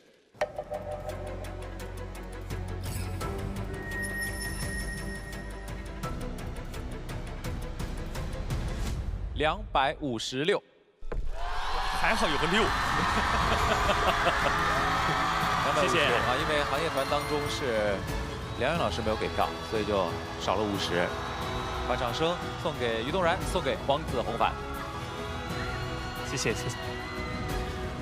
接下来舞台有请到的是高瑞、张信哲带来新歌《退场》。这是我第一次跟哲哥合作，然后带来一首叫《退场》。城市渐亮的烟火，让影子对号入座。这个歌我觉得它是一个需要很克制的唱法的歌。是的。而且这个歌很考验语境，就是说你要把它唱的有点像在说话。是的，这种歌我真的很怕，如果没有掌握好的话，那真的会跟听众无关。那样子的话就是大灾难。对。不少不痛不痒，不想被打扰。我觉得这边应该要有一个设计的一个语感，不要完全照节奏来，它还是会被拍子跟旋律困住。每个人说话断句，他的方式不一样。比如说，有的人会说海的倒影看不透，也有人会说海的倒影看不透。所以你要找到你说这段故事的你的说话的方法。这是第一个。好，然后第二个，很多的音你是可以不用唱到那个音准上面。它就是语气而已。说好陪我走每一个秋末。这个是一个。布置家庭作业现场啊，现在。对啊，布置家庭作业啊。因为语感感觉很抽象嘛，所以我就用相对作业这样子的东西，让他去把语感的作业变成一个很自然的他自己的语言模式。我们彩排了好多遍，我们就想把我们的情绪表达到最淋漓尽致的那个状态，希望能跟哲哥一起夺回第一。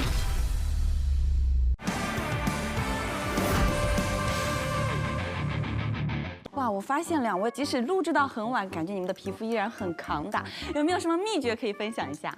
就长时间带妆拍摄，然后赶行程，皮肤经常会累到断电。敷这个雅娜薇图的天赐追光膜，15分钟就感觉皮肤整个活过来了，被拉回这种紧致饱满的感觉。哇，听你那么说，我好想尝试一下呀！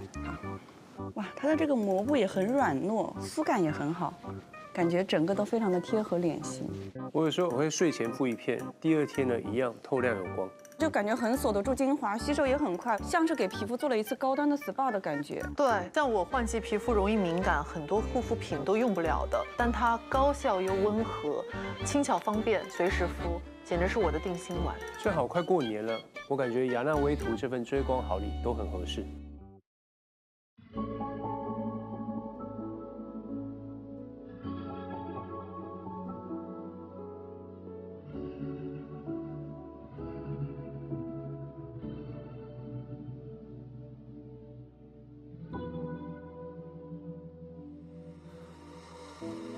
爱的倒影看不透，汹涌是让人失控，重复的梦就是温柔的折磨，细数着承诺，清算着难过，说好陪我走每一个秋末。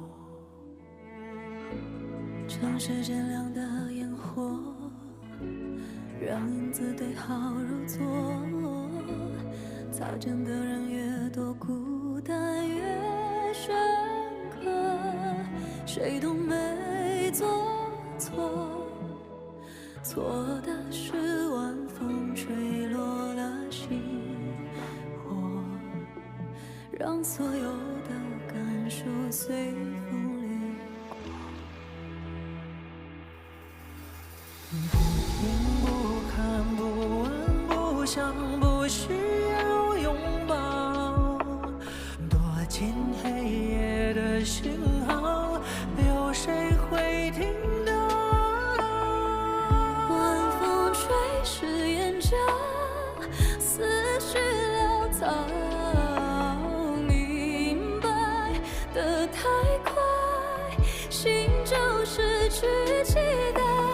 不多不少，不痛不痒，不想被打扰。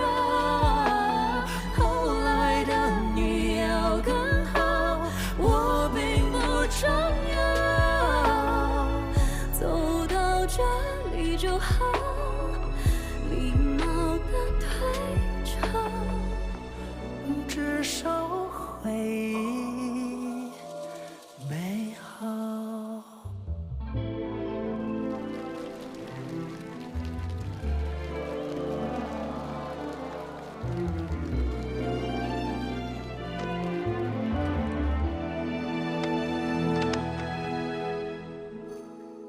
过主流的情歌，难免会叫人失落。有多少人会记得它的内容？把心都解锁，会不会有另一种结果？有想过为数不多的把握？不看不问路，想不需要拥抱。多情黑夜的信号，有谁会听到？晚风吹湿眼角，思绪潦草。明白的太快，心就失去期待。不多不少，不痛不痒，不想被打扰。后来的你要改好，我并不重要。走到这里就好，礼貌的退场，还有微笑就好。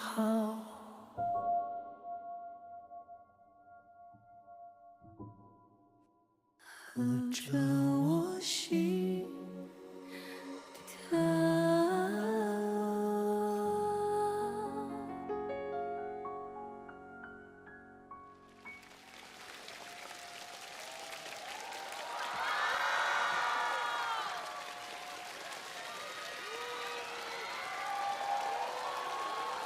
谢谢哲哥和高睿带来的这个舞台的合作。喜欢这首歌，按下1号键，请选择。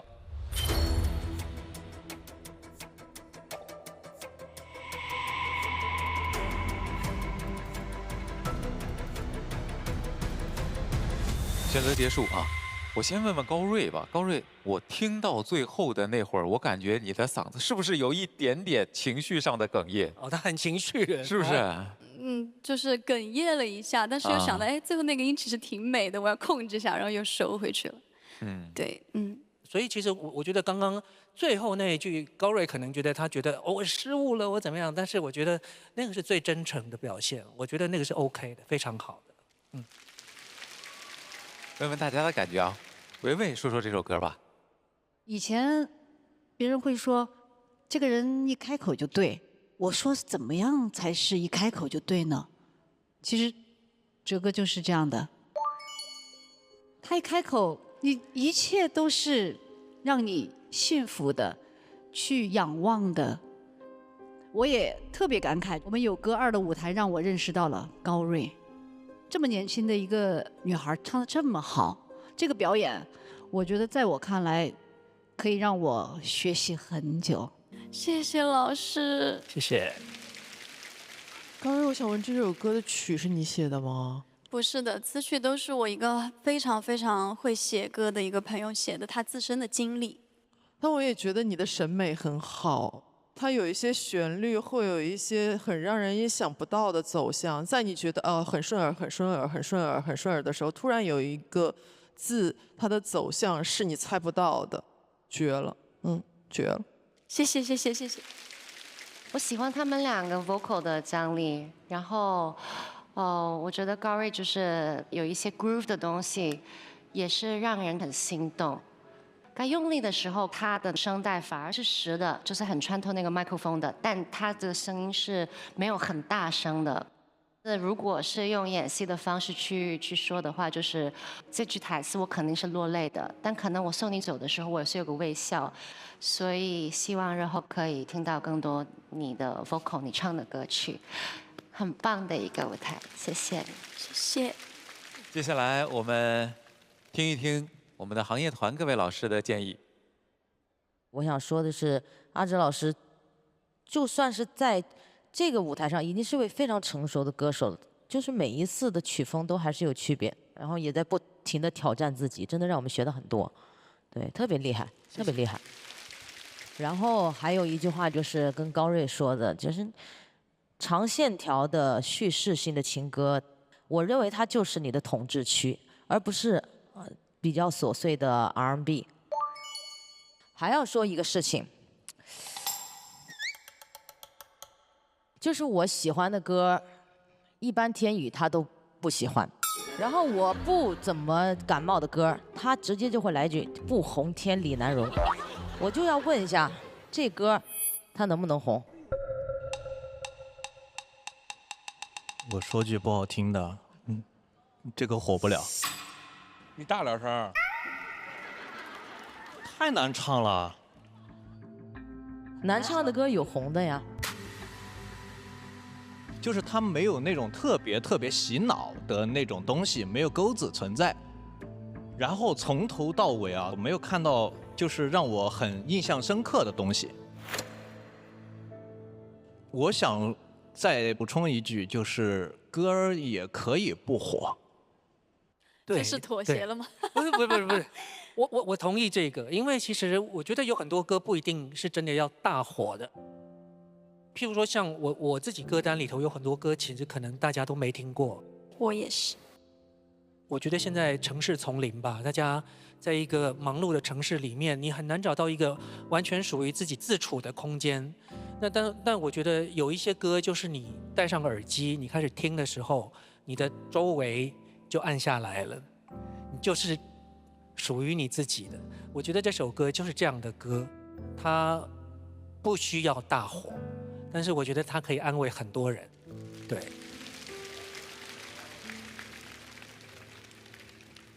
我投票了啊！我投票是因为这个歌从整体的艺术表达来看，我觉得是合理的、优秀的。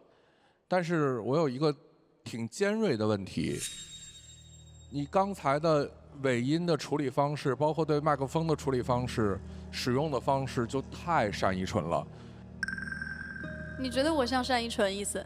解密不是这样的歌，你上一首歌和 Tia 一起唱也不是这样的歌，但是这种唱法。我认为它有市场，但它不是你。首先我想回应一下啊，这个东西是完全喜好的问题，而且我不认为我像单依纯。还有一个就是，你觉得我唱的这个风格，小山唱的多吗？我说的不是风格问题，我说的不，你现在讨论就是风格的问题。你说我解密是另一个风格。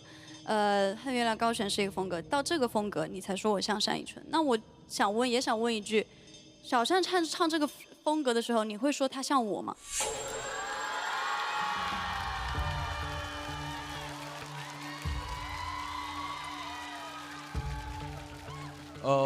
我一定不会这么说。那为什么你会觉得我像他呢？对，因为这是一个先入为主。就因为他比我火。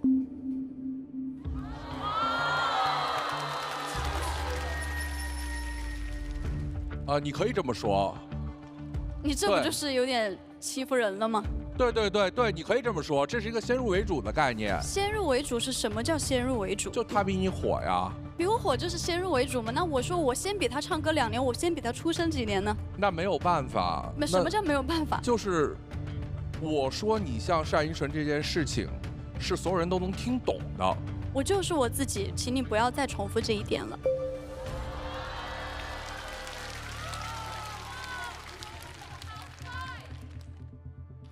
小单他现在已经成长成他的那一圈的大山了，你非要给我在这里再立一个大山，我正在走我自己的路，你非要让我先越过这座大山，我才能看我自己的世界吗？你先不要这样 judge me。你先情绪稳定一点。我很稳定啊，我没有生气啊，我没有撕歌词啊。我想，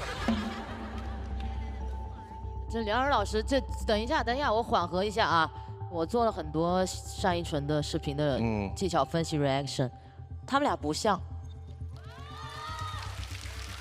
，OK， 他俩不像。我就这首歌的表演来讲，我认为是像的。比如说一些尾音的处理方式，我觉得这是特别。这样的处理方式太多了，比如林忆莲，她也唱气声，她也这样子处理，这样的歌，她就是要这样子处理才会打动更多的人。所有的人都会用这样的方式，为什么？因为它好听，而不是说一个更火的人用了这个方式，其他的人再用这个方式，就说我在模仿谁，我像谁。你为什么不说他像我？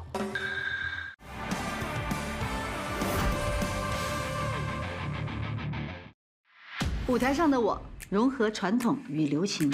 生活中的我讲究营养与均衡。厨房里我选择金龙鱼1:1:1调和油，它打破单一油种的局限，就像我打破曲风边界。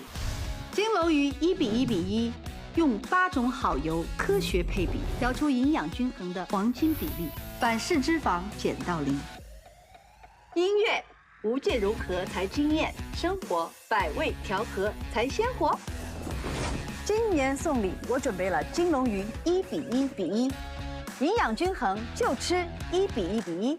金龙鱼1:1:1，全球销量第1。这样的歌，它就是要这样子处理才会打动更多的人。所有的人都会用这样的方式，为什么？因为它好听，而不是说一个更火的人用了这个方式，其他的人再用这个方式，就说我在模仿谁，我像谁。你为什么不说他像我？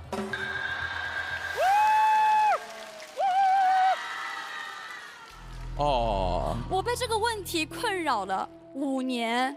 我不想做任何的正面，因为我跟小山关系不是你们想要挑起的那种。首先，高瑞啊，就是迎战的感觉。你听我说，首先我没有挑起，因为我不知道你过去5年在面临什么样的困境，我不知道你过去5年面临什么样的舆论，我不知道过去的市场上5年你的听众和他的听众是怎么评论你的。我们还回到作品本身。这个处理，我觉得在音乐上是没有问题的。我投票了，我只是从另外一个角度去想，这是不是会可能成为问题？那我今天听了你今天的这些反应，我觉得你在台上算是一个宣言吧。我可能代表了这5年一直困扰你、榨制你的一些人，你可能在这5年的过程中也没有任何一个机会像今天对他们有一种愤怒的表达，对吧？今天你对我说了。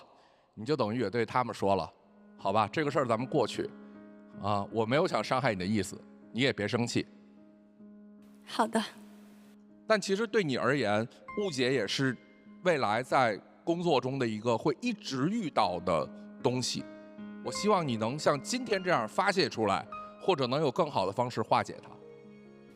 好的。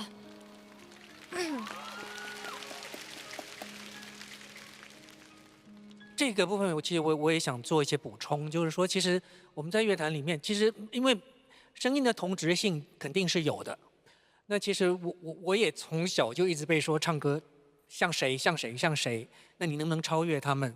但是我觉得就是其实我觉得更重要的就是我们在自己的音乐道路上面坚持下来，不要被所谓的市场还有所谓的舆论各种风向影响到自己。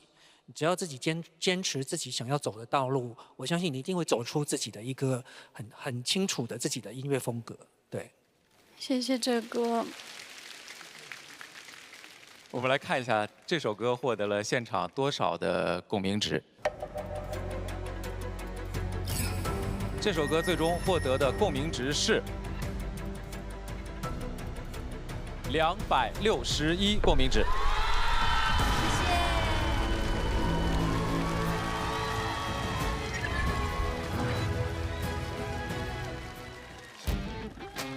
每期节目播出当天，我们都会在微博发起“有歌2好听爱听多听榜”投票活动。现在扫描屏幕下方2维码，或上微博搜索“有歌”，进入活动页面，助力你最喜爱的舞台，获得微博独家展示位。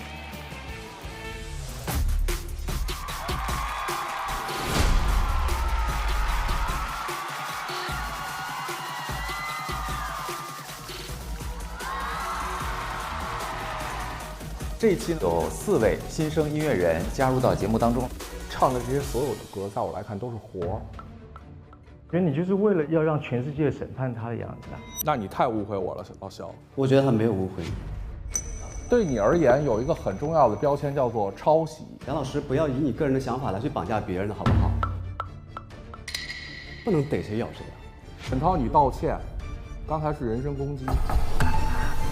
这期小考的主题呢叫坦白局。这个在我们行业内看，真的就啥也不是。这歌不行，没有受众。那我说一句有点难听的话啊，你都一直挺难听的，咱们这话就特难听啊。说的那个话，你得给我道歉。